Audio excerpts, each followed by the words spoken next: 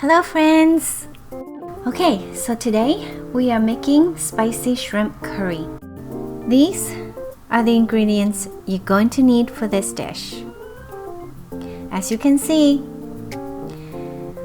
you will need fresh garlic or garlic paste.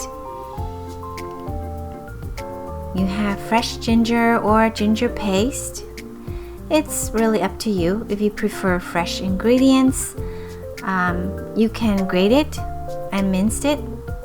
You will also need a can of tomato sauce, and of course, fresh tomato, and an onion. You may choose to use a red onion or a yellow onion, followed by some shallots,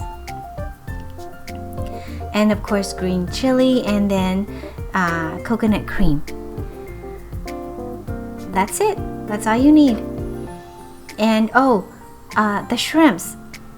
I use frozen shrimp, but you're welcome to use fresh shrimp. It's really up to you.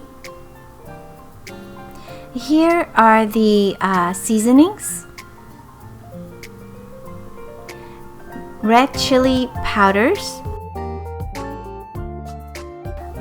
These are your spices. Use this red chili powder only if you really like it spicy. Of course, you will need sugar, followed by ground cumins, and you will need corianders. You will also need turmeric, garam masala,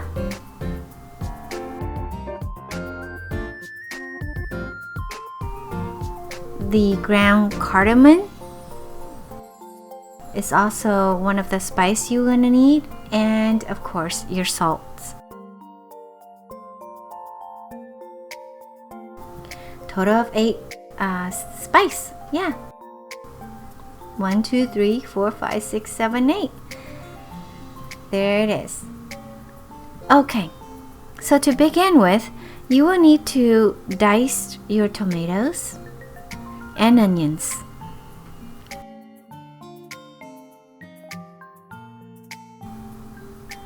As you can see, you want to remove any parts that are not usable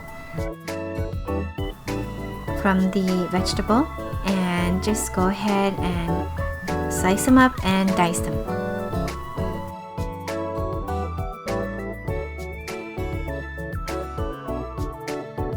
Because we have to dice the onion, because onion tends to make you cry cutting it, a lot of people don't like cutting onion. So if you can cut down the time in chopping it and dicing it, this is one of the ways that helps me finish fast enough that I don't have to shed tears. Now you can choose to use either white onion, yellow onion, or even red onion. Once you're done with the dicing of the onions, you want to go ahead and continue with your shallots. And you want to have your shallots not finely sliced. You will also need to mince your garlic. I don't have the patience to mince it with a knife, so I took a shortcut. Then you also want to slice your green chili. Just go ahead and remove the seeds and slice them thinly after the seeds are removed.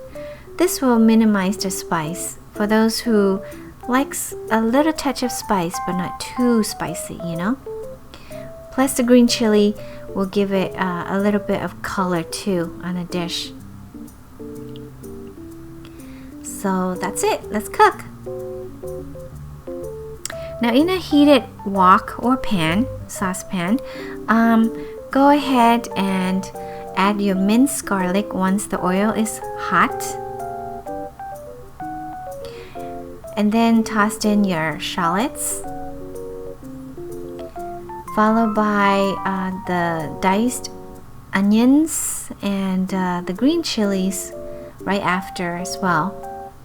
You will see that I use this wok a lot in most of my videos. That's because it's so easy to stir and fold, and I love it because no spills.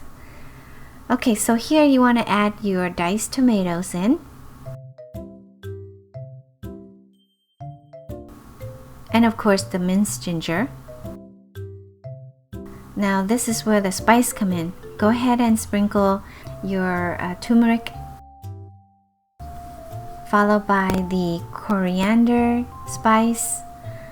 If you have a chance, you want to stir your ingredients a little bit. Now go ahead and add the ground cumin. Now cumin adds heat and a unique flavor to the dish, but my favorite spice here altogether is the garam masala. This is what makes this dish unique and tasty, I think. So therefore I'm just gonna add a little bit more than I usually would.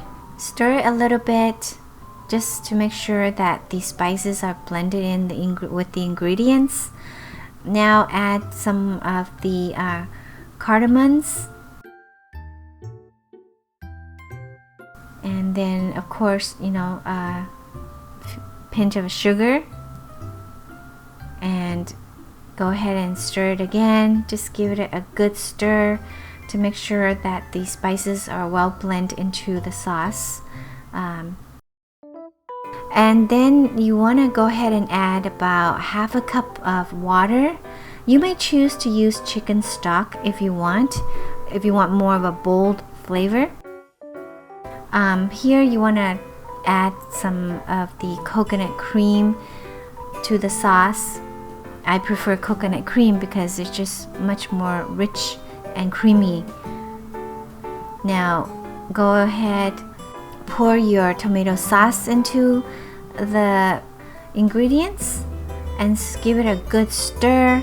Make sure that all the ingredients are well incorporated. As you can see, it is smooth, it is rich and creamy looking.